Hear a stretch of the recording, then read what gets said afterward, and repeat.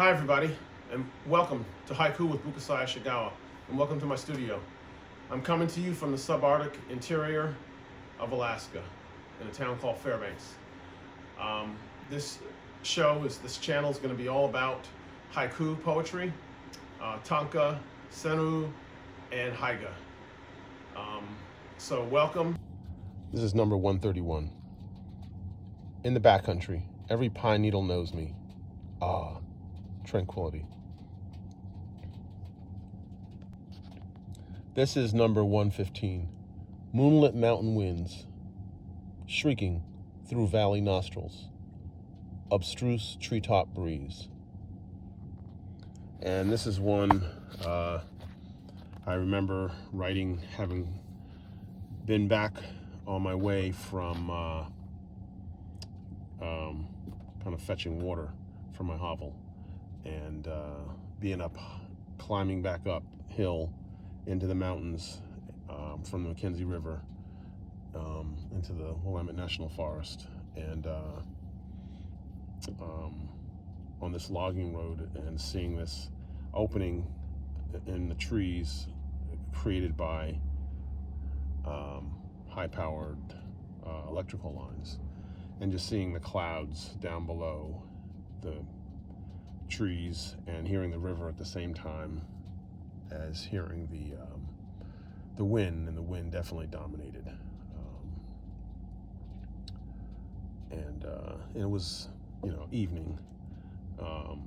Wasn't evening when I started, but I kind of took a little longer to come back, and the night was definitely dusk out, so you could see the moon.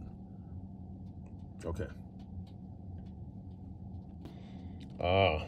Number 116. Swirling dervish, blown upwards, climbing sunbeams, tree-lined, scattered, smoke.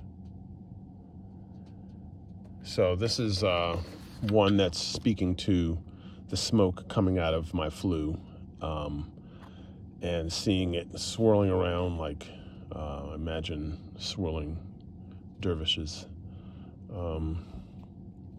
And it's being blown upwards from the wind. I can see sunbeams that it's kind of swirling and climbing around. It's still going up, and it's tree-lined and it's scattered. And it was really a view that's still in my mind. You have these very kind of steady rays of sunlight that are very strong, very constant, and they're coming down through the tree lines, through the smoke, and the smoke is kind of like almost swirling around it, climbing up the sunbeams, and they act as like the stable anchor, and the smoke is kind of climbing up it, above the tree lines, but it's scattering, and it creates for me a vivid memory. This is number 117. Sunlit spotlight, nature's beauty, simplicity, branches glow in unity. And this was, I talked about number 16, above it right here. This was the next morning, going out for a hike. And just after much, time had passed after dawn, and the sun was very harsh, but it was still a different harshness, kind of like very stark lighting that created a mood of